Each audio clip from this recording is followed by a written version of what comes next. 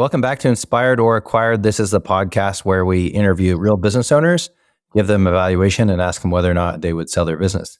We're joined with a fun one today from Devin Wanzor. He is out of Oklahoma, and he is a serial business buyer and has a lot of lessons for us. And we'll hear about the current one that he's bought. So, as always, I'm joined by my co-host, Clint Fiore, business broker out of Texas. And Devin, it's good to see you. How are you this afternoon? I'm doing well. How are you guys? We're good. We are good. Great. So for folks that don't know you, you've had a pretty fascinating background in this small business and business buyer world. Why don't you just give us a little background on who is Devin and how you got to where you are today? Yeah, sounds good. So I've been in Oklahoma my whole life.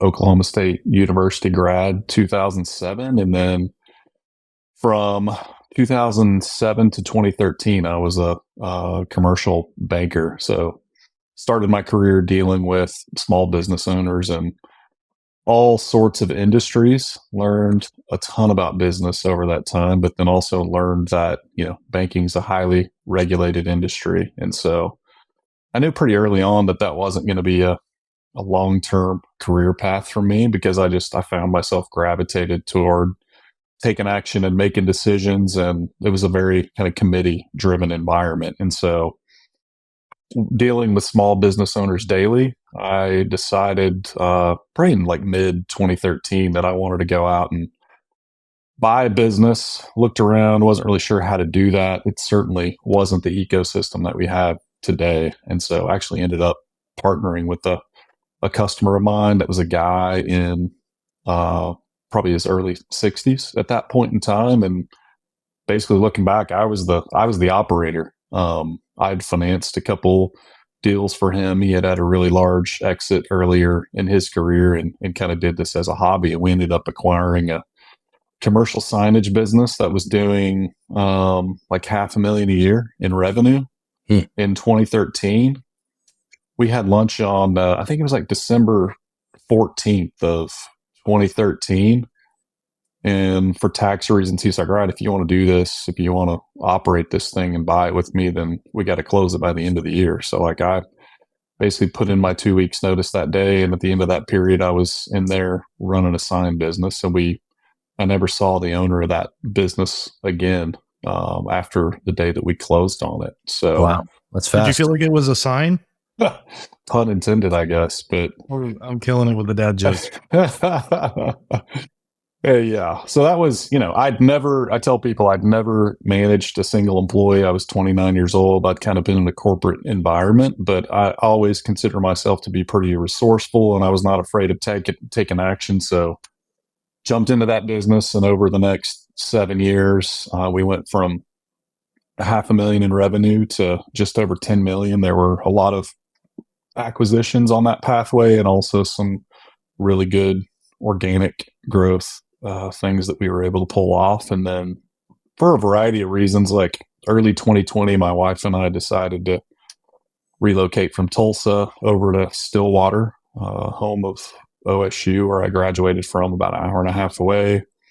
Kids were getting ready to start school, and we just kind of thought this was the spot where we wanted to raise our family. So I left the signage business, really had no idea what I was going to do. And then within like the next 2 to 4 weeks, I had a call from a broker that I had a relationship with. And he said, hey, I got this liquor store for sale in Stillwater, and you just moved to Stillwater, right? And I was like, liquor store? Like, you're crazy. But yeah, send me the package. Sure. And turns out it's like a mile from my house, and it was a pretty sizable business. And so I bought that January of 21. All right, we're already getting a lot of deals in, and this show is all about the real deal, the real story. I know there was some pain. I know there was some pain on the sign business. Like, I just want to double click on that one real quick before we get to the liquor store. Yeah. Like, all right, you took a deal from $500,000 to 10 million, and you were just like glossing over that as you went into the liquor store story. But like, that's a huge increase. You did some acquisitions along the way. Yeah. But you had told me before the show it wasn't like a major life-changing deal for you.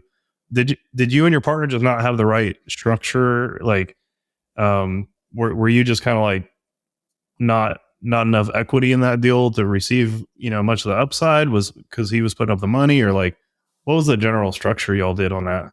Yeah, I mean, that's, I think, the thing you hit on there. Like, I didn't have a lot of equity, but also like the, I talked earlier about the ecosystem was not really developed in December of 2013. So I would say that I had really no idea what my value was as an operator back then. Like, I was a guy that was just looking to get out of banking and like, hey, here's a chance to go and totally run this company all by yourself. So I'm like, all right, cool. And that was sort of the decision making process for me. And I just sort of assumed that it would all work out, which it has. And when I say that deal didn't necessarily work out well for me, like that's strictly in a financial sense, because when I look back at the skill set that I was able to grow, going from, that first deal, I was one of 5 employees and I was probably working 90 hours a week because I'm doing all the books, I'm doing all the sales, I'm doing all the HR, and I'm probably putting in 40 to 50 hours a week in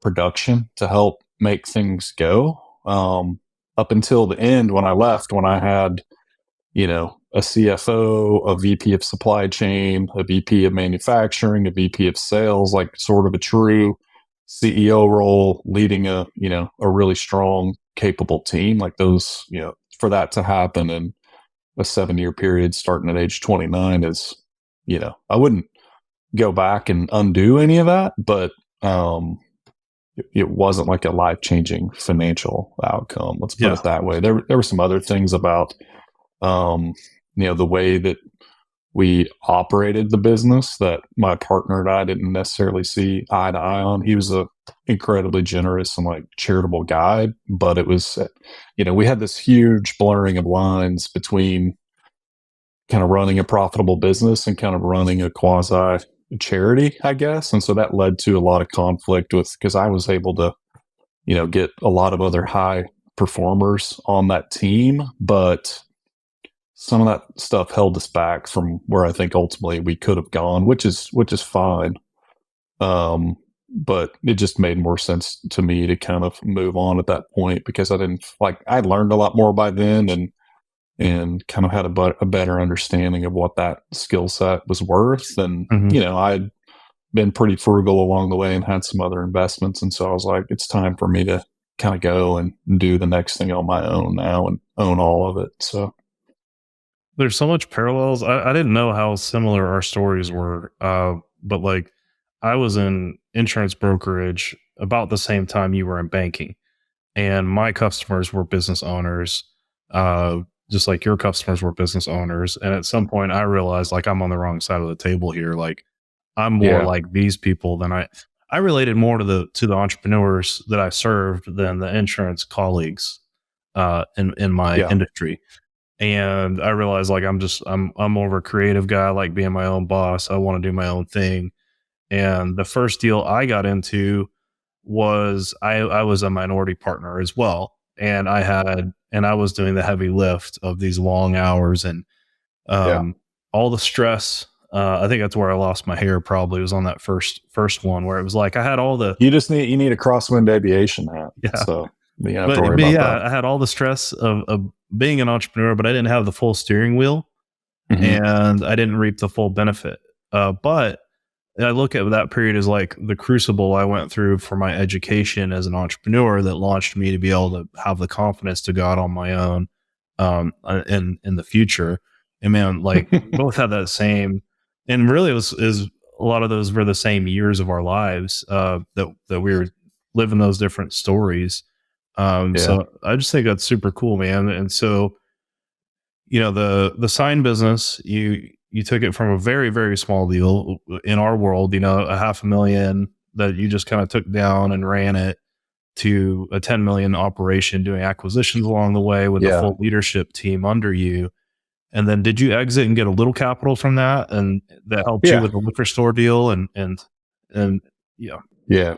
Yeah, I got some capital out of that, but then I also had like some real estate things that I'd done along the way. And, we didn't have kids, until 2015. So like the first 10 years of our marriage, we were, pretty frugal and investment minded. And so I'd had some money stashed away.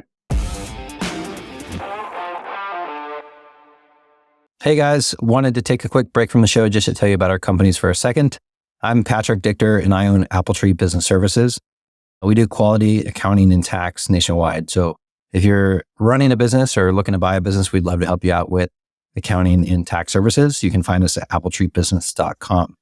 And Clint, tell us about Bison Business. Yeah, Bison Business is my firm. We do nationwide M&A. So we help people buy and sell companies.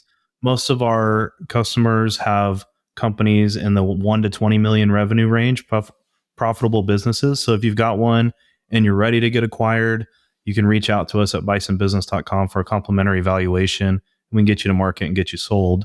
If you're a listener that's a buyer that wants to buy a company that size, make sure you're on our email list because we'll send you out deals first before they hit the market anywhere else. But we'd love to serve you anytime you're thinking of acquiring or selling your business. We want to be your first stop at Bison Business. Awesome. Now back to the show. So you moved to Stillwater and just immediately find a deal from a broker a mile from your house. Walk us through the mechanic. Like, can you share some numbers on the liquor store deal? Yeah. So, the interesting thing about that is like it was right kind of at the end or really in the middle of COVID when I bought that. So that was probably my biggest concern going in was like, hey, is this thing going to fall off a cliff? Like how much COVID upside is already baked in here? I think I bought that for around 800 and the cash flow was 230, 240-ish when I bought it, like right at the beginning of 2021. It had a staff of 4 or 5 people, one of those being a general manager. But like I basically stepped into like a GM role. Really where you make money in that business is like the way that you buy product. It's a little bit different from state to state, but the way that it works in Oklahoma is they're not allowed to give any kind of discounts to like people that buy more product. And so the way they get around that is to basically have crazy high prices one month and then low discounted prices the next month in Oklahoma. And so the stores that are bigger can afford to, buy several months worth of inventory when the prices are down. And then you've got to be really good at forecasting your demand and kind of going through these spreadsheets that they send you with thousands and thousands of items and sort of planning your year out and when you're going to buy things. So it was very much sort of a strategic purchasing type situation. Another topic that's really hot in small businesses nowadays is like raising prices. So that was something that I experimented with quite a bit and was able to make substantially more money by kind of strategically raising prices and really taking advantage of those, the discounts that were offered sometimes every other month or sometimes once a year on products and doing my homework and staying on top of that. So also added quite a bit more inventory to the store. I think we had about 10,000 square feet of space. So it was a big operation. But the prior owners were, pretty conservative when it came to inventory levels. And so I think I added 100 to 150,000 of additional inventory. Like whiskey is all the craze these days. So like we had, everything we could pretty much get our hands on when it came to that, and just trying to listen to people and learn, and figure out ways to squeeze a little bit more out where we could. Well, so you closed on that in 2021, which was kind of a crazy time to buy a liquor store because you've got the numbers all kind of skewed from the lockdowns, and drinking really increased in 2020, 2021. So so you bought it with over 200,000 of profit at maybe a 3.5-ish multiple, it sounds like. Yeah. And it didn't dip, right? Like you were able to keep the earnings up even post COVID. So like where did that end up? And do you still own it or did you sell it? I ended up selling it. Okay.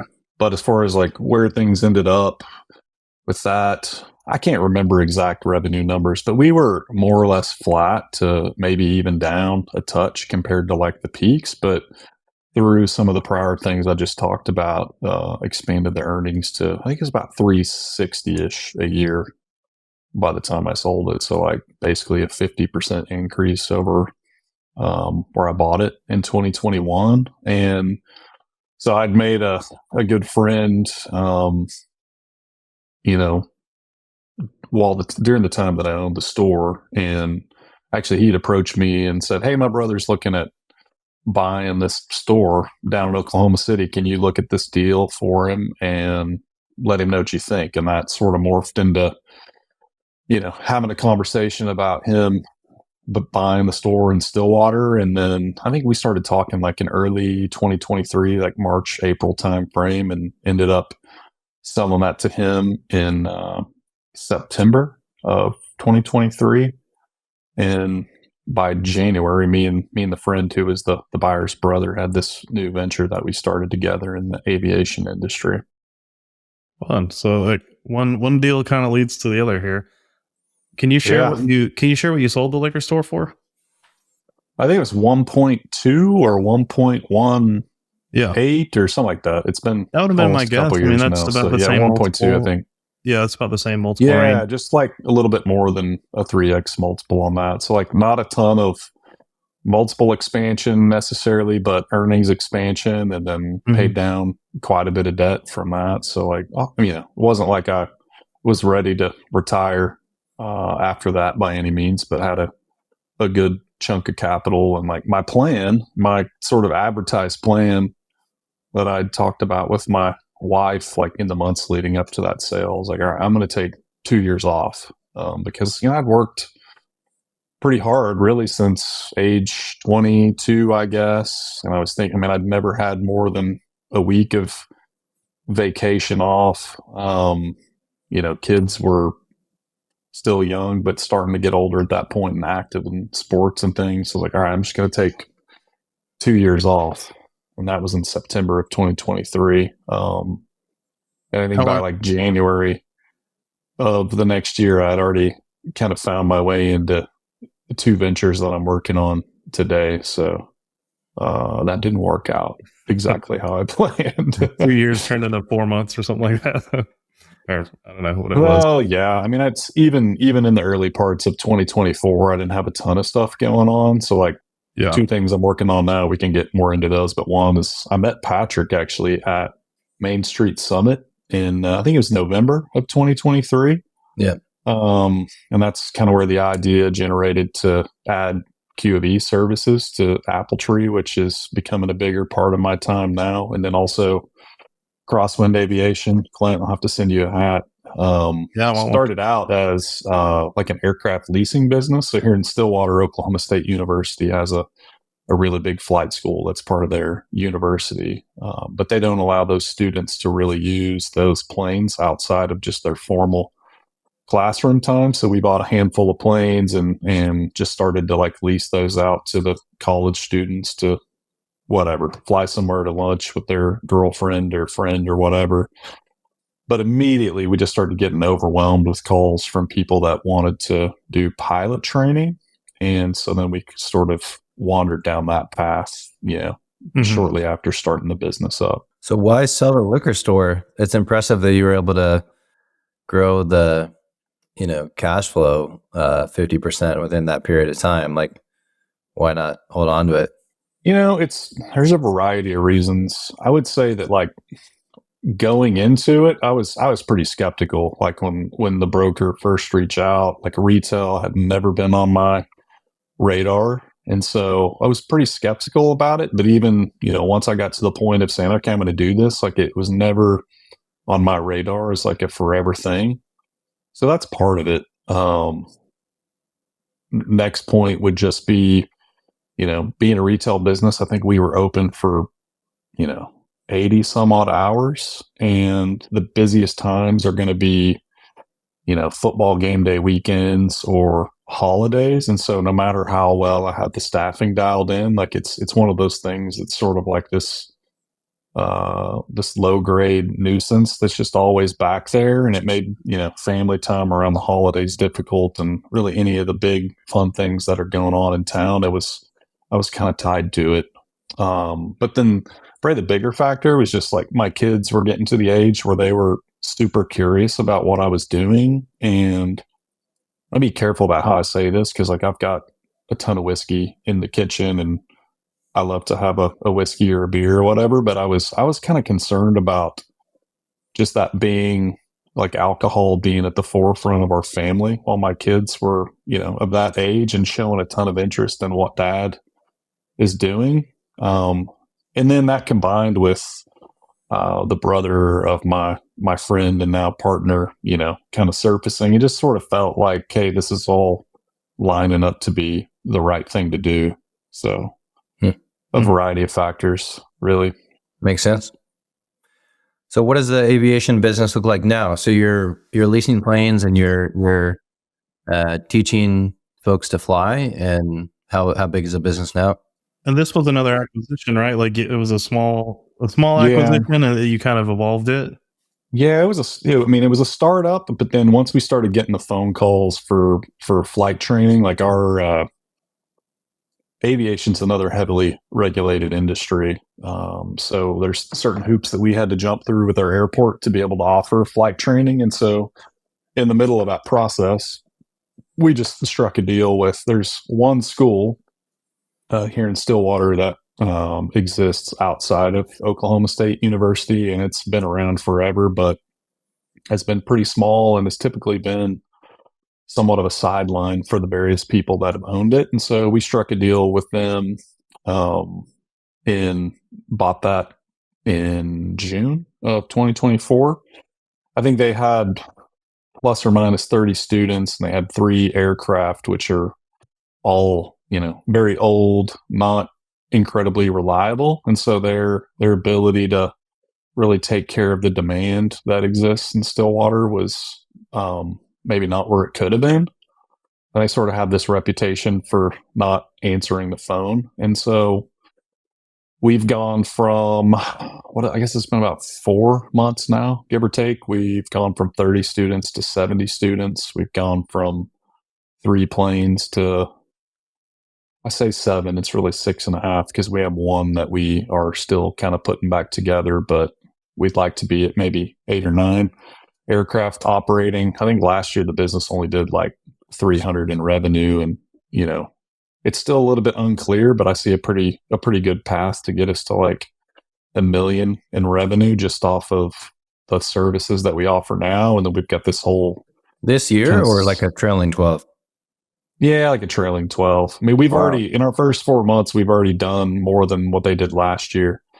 So, I mean, it's been a good weather period. That's why I say it's still a little bit unclear because, like, I haven't been through a winter yet. So we've had pretty good weather for basically the entire time that we've owned it, which that's a big factor in aviation. Although we've also had a ton of maintenance downtime as we've worked through some gremlins. So, like, we haven't been fully optimized yet either. So it's unclear, but I see a pretty good path to where we could maybe do like $1 million next year, which would be about 3 to 3.5 times what it's done previously. Not big by any means, but we've got some additional services that we would like to offer. There's, right now we only have single engine aircraft, and there's some other opportunities that we could expand and draw customers from a wider area.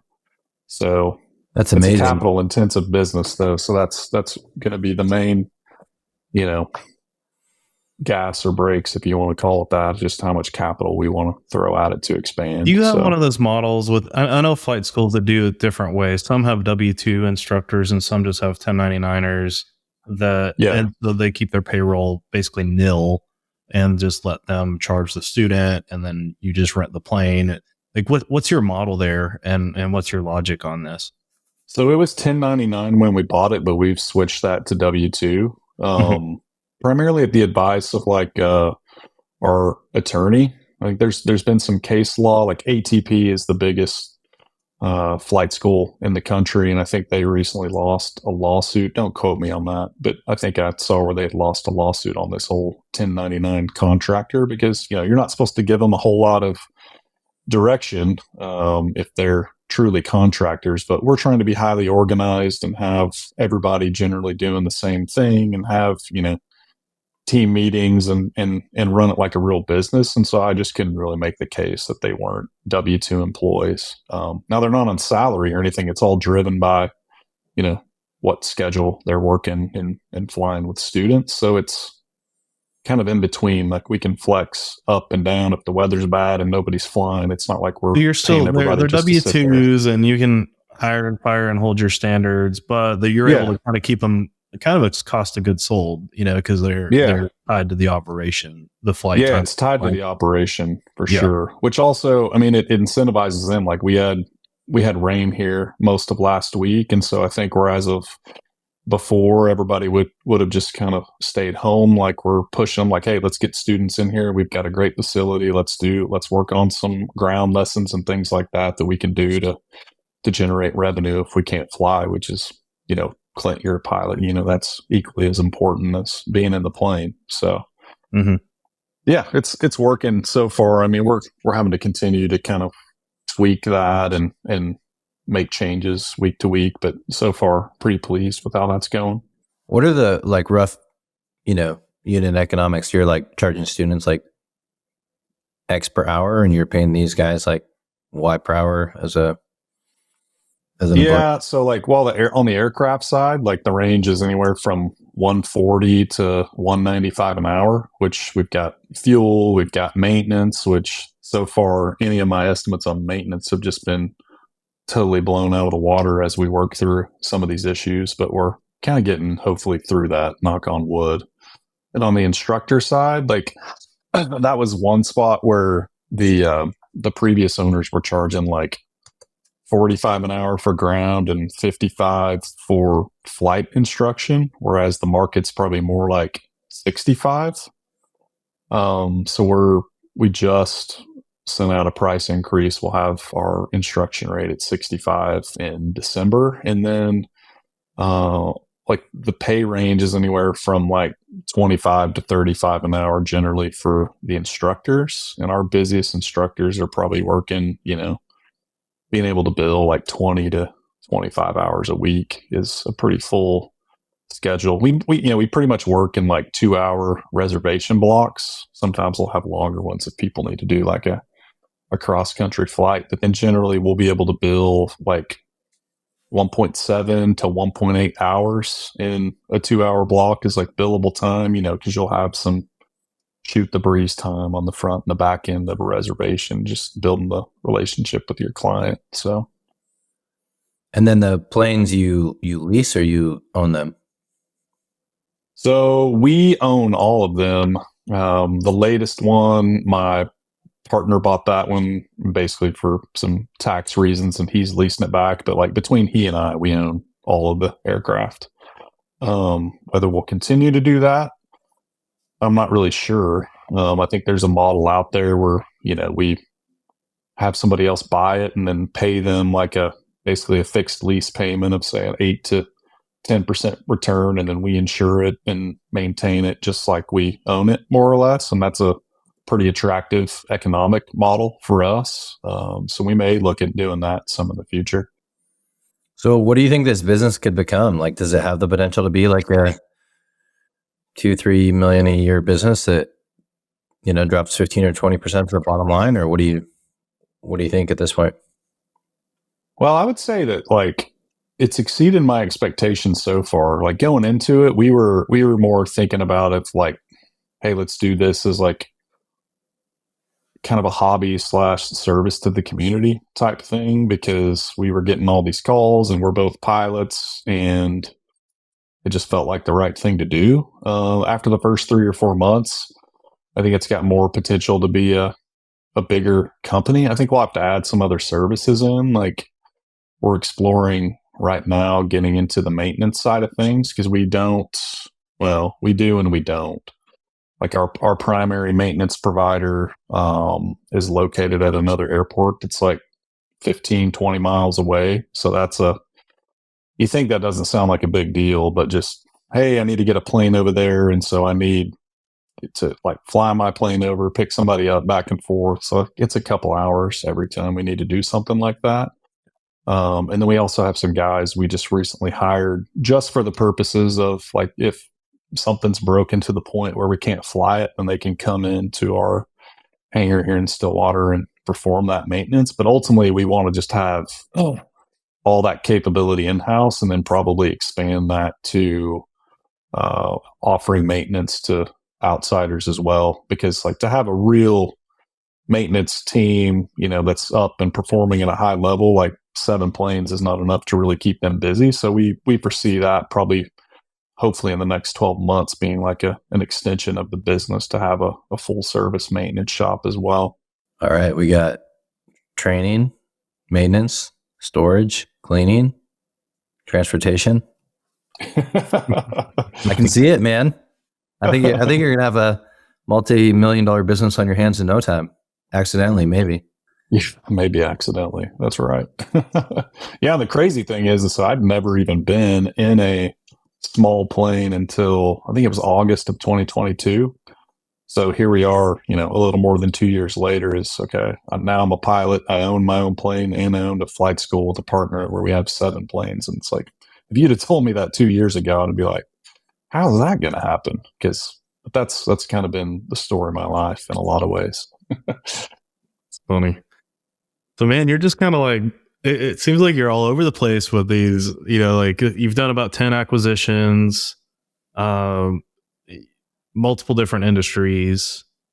You're just kind of like, feels like you're almost lucking into stuff and just acquiring stuff by happenstance in a way and having fun. I think a lot of the stuff people would look at and say, "Oh, you were unlucky when you bought that," because none of it looked real great. And like the flight school thing, even now, people, would say, "Oh, it's a tiny deal," and it is.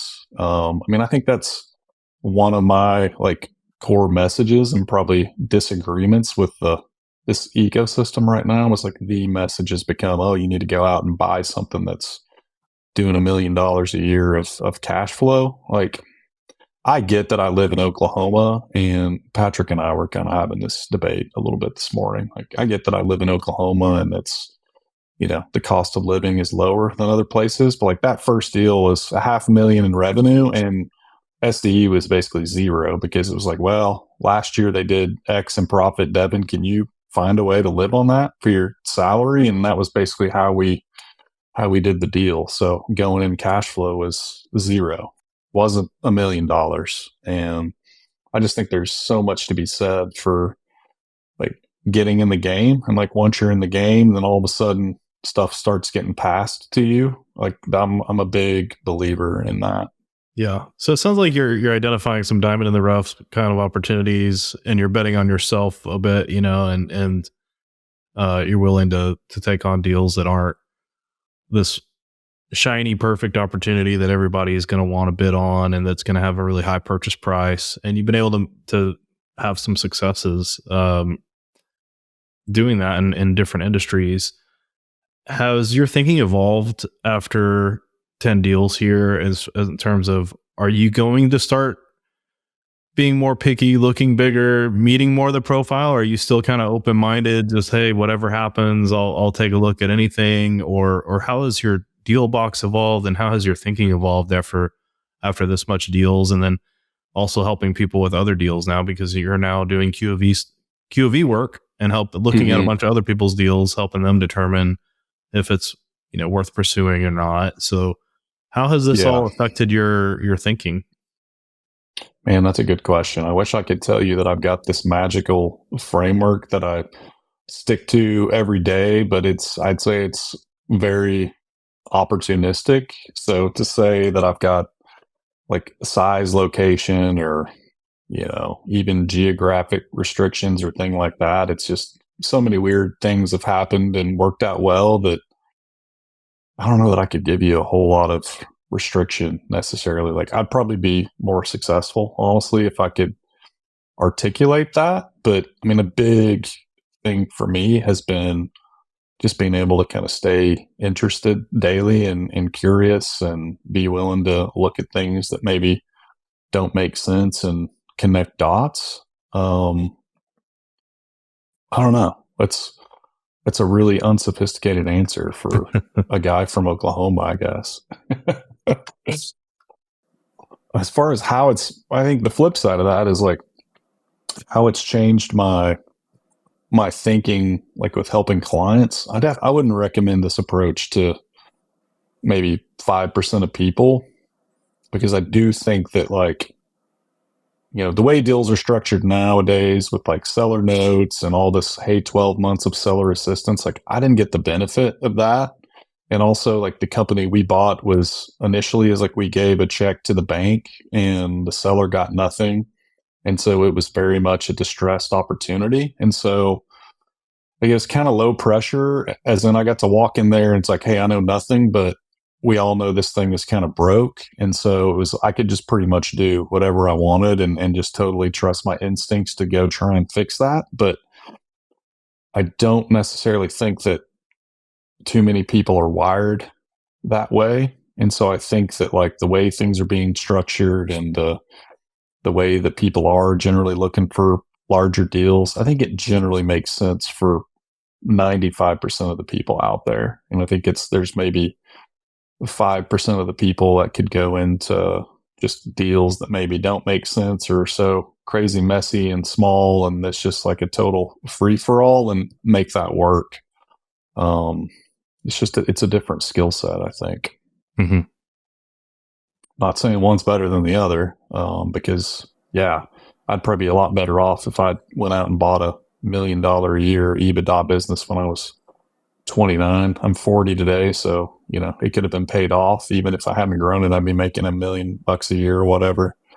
Probably wouldn't have been as much fun for me though, so I'm okay with it. You sound like you prioritize like lifestyle, fun, leaning into your passions, being there for your family, like things like that. Sometimes ahead of money. Like when a new opportunity comes across your desk, like what's your first questions that make you think, like, is this going to be worth it for me or not? Like, does this fit into my lifestyle? Would I have fun doing this? Like, what are the big questions you ask? I mean, looking at like time commitment is definitely a big one.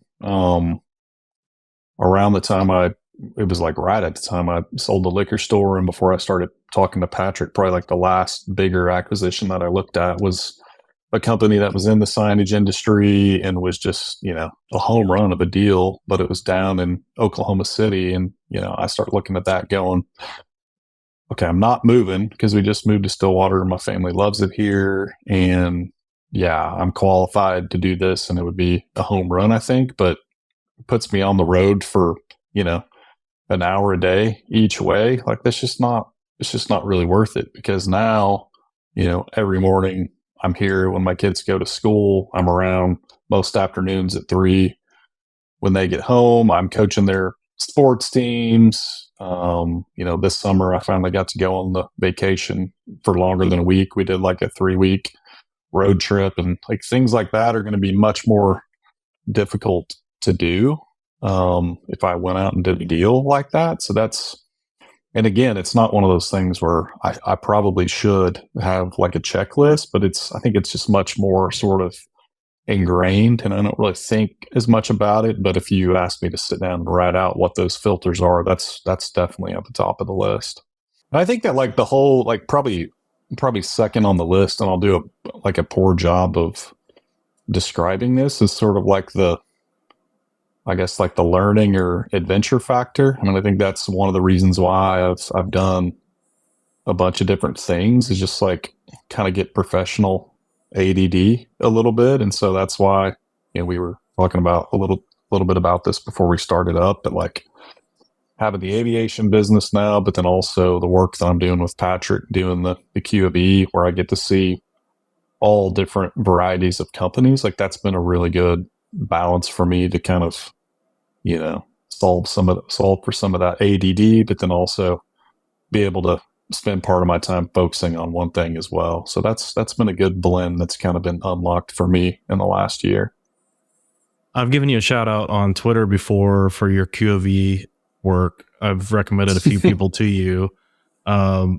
You're kind of a newer provider in this space, but I just like that you have a banking background and an operator background. So like you've run a bunch of small businesses, and that operational background I think is invaluable just because there's certain things that don't show up on the financials, but are kind of common sense things that you only think about if you've been in those shoes of being thrust into a business that you just bought and don't have, all the systems in place, and those expenses that pop up that the other owner, the previous owner just wasn't doing, that you now had to do. And you get that from some scar tissue, from living through deals, and you've done a bunch and you've ran a bunch of small companies.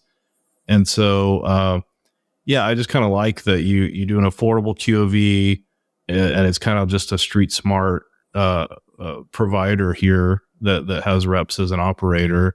And so, I'd love to just like talk about that just for a minute, and just like, how do you approach that work, and what made you get into it too? Is it just kind of like scratching that itch to you've done a bunch of your deals and you want to help people do their deals, and maybe you were doing it for funsies with some friends, and then decided, hey, people would probably pay me for this? Or like, how'd that end up happening? Well, so actually, I did a few probably less formal of these type of engagements, like within the last year or so that I owned the liquor store, just from connections I had from previous spots in life that referred people to me. A couple of those were actually on the sell side, and people that were wanting some diligence work done prior to selling businesses and kind of getting an idea of what it might be worth and how's a buyer going to look at this. And then that sort of morphed into me meeting Patrick at Main Street Summit, talking through some of these. I can't even remember what those initial conversations looked like, but I talked to him about some of this work, and then we kind of got into how that may fit with Apple Tree. As far as the approach, the word that we like to use is pragmatic. Like, we try not to do a ton of things that are superfluous. I think probably the most important thing for the size of deals we're looking at, which is generally like in the 1 to 7 million economic value range, is the proof of cash. That's the thing that we probably spend the most time on, is just ensuring that, the cash that's rolling through the bank account tells us the same story that the financial statements are telling us. I think the ecosystem of people doing this has gotten so smart that they really understand how to look at the P&L, and maybe a little bit less so the balance sheet, but they generally understand how to look at the financials, and let's look at the cash flow that the broker and the seller are trying to sell to us, and understand, in general, what's a legit add back and what's not. That's probably the second most important thing, I would say, is helping decipher those add backs and whether we really think that's valid, and what kind of cash flow can you really expect from this business going forward. But just, I think, pragmatic. I think probably the most rewarding part for me has been being able to provide some additional guidance just from people that are struggling through the process and trying to get those last few things negotiated, and just sort of serving as a sounding board to them, since I've successfully been through that process a lot of times myself too. Cool. Well, I think that's just kind of neat to get in your head, and how you evolved to get here and how you're helping people. It sounds like we got the answer on the why you sold the liquor store, but this show is all about kind of getting in the heads of the entrepreneurs on why do you sell or not sell. And for you, with like the flight school, for example, you're growing. You're probably going to triple it pretty soon from where you got it. Is it kind of like, if you're making money and having fun and growing, there's no point in selling? But if you feel like do you just kind of take this laissez-faire, attitude about it, or do you have any like strategy or thought process of like, man, if I hit a number, or if I hit a certain plateau, I'm going to sell? Or like, how do you think about selling? I really don't. I just think that, like, my experience to this point has told me that, like, whatever I think is really going to be happening 3 to 5 years from now is probably wrong. And I've already seen it.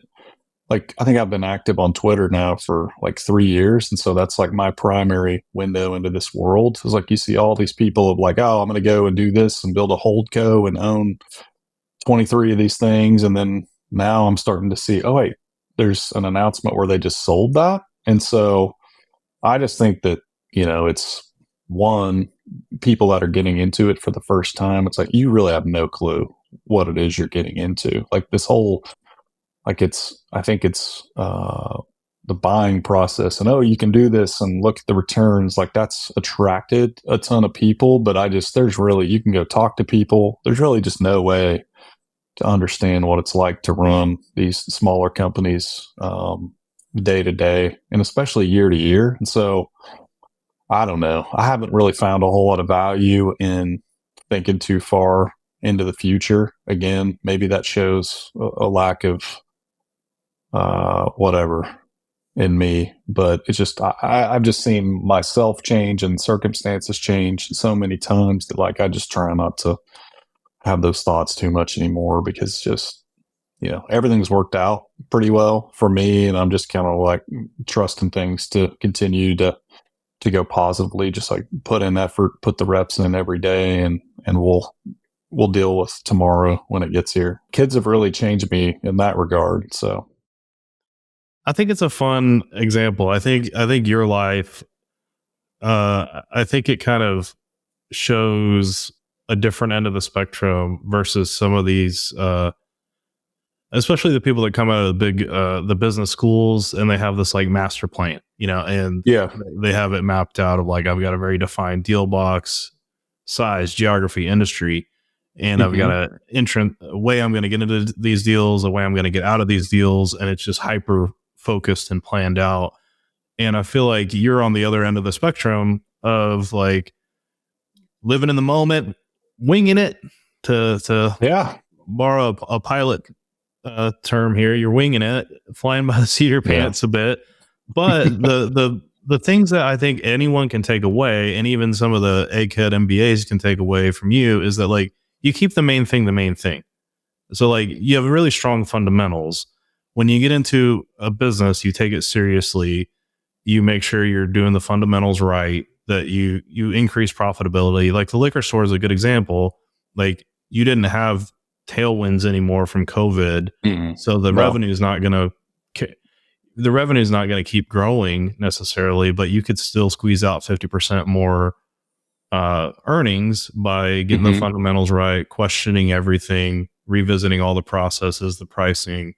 And then it seems like when you get a hold of something, you just you really focus on being operationally wise. And then on your personal life, I've heard you say before and during the call, like you're frugal, you're there for your kids and your family. You live, so it's like you're making real estate investments.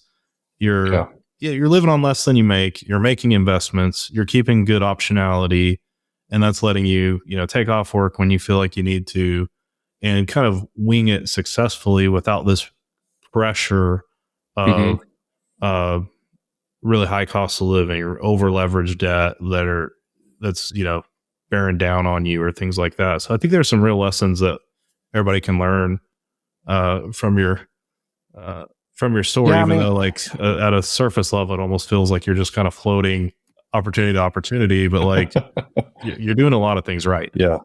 Well, and I would say that like, one of the things you mentioned early on in that statement of people having like, hey, here's the exact size, company geography that I'm after. Like being in Oklahoma, I feel like I sort of had to adapt and probably increase the things that I was willing to pursue. Like if I lived in Dallas or Houston or Atlanta, I could probably choose to be a little bit more picky because there's a lot more opportunity there. And then especially after I left Tulsa and moved to Stillwater, like I had to be a little bit more creative about, okay, well, if this is where we want to be, and I don't necessarily want to own companies where I've got to drive a couple hours a day, then one of the things that I can do, Stillwater's a town of, I think it's like 50,000 people. The huge driving economic force here is the university. So, all right, that's not really an option for me. I'm not going to go work at the university. So like, what are my options here? And so I can't really afford to be picky and say, I just want to own, $1 million EBITDA businesses and live here, because there's not that many of those here. Yeah. That's a great point. So yeah, when you filter through, like, I'm going to live in Stillwater, my family loves it here.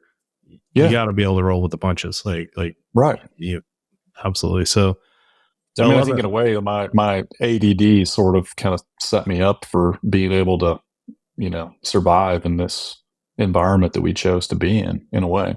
That's great. And I just feel like the other lesson is, the reason most people get into entrepreneurship is this lifestyle design. And like, you're a good example of that. Like, you're using that flexibility to design the lifestyle with the values and the priorities that you put first. And the business is just going to businesses are going to come along that serve that vision, and you're going to pounce on them when they fit. Yeah. Yeah. I think that's fair. Right on. Well, how can folks connect with you if they want to just like get to know you in your story a little better, get some help on QOV, or they just want to see you in Stillwater or whatever? Like, how can people get a hold of you? Yeah, come to Stillwater, or otherwise you can find me on Twitter. My handle on there is just my name, @Devin Wanzor. DEVINWANZOR. Right? Okay. That's me. Right on. Patrick, what do you got, man? Awesome. A lot of lessons in there. I love just hearing all the reps and lessons that you have, and also just being able to squeeze that much juice, through operational improvements at the liquor store and at the flight school. So I appreciate you sharing and opening up with us. So we'll link to your Twitter handle in the show notes. And thank you for coming on. Yeah. Thank you, guys. It was fun. Appreciate it. All right. See ya.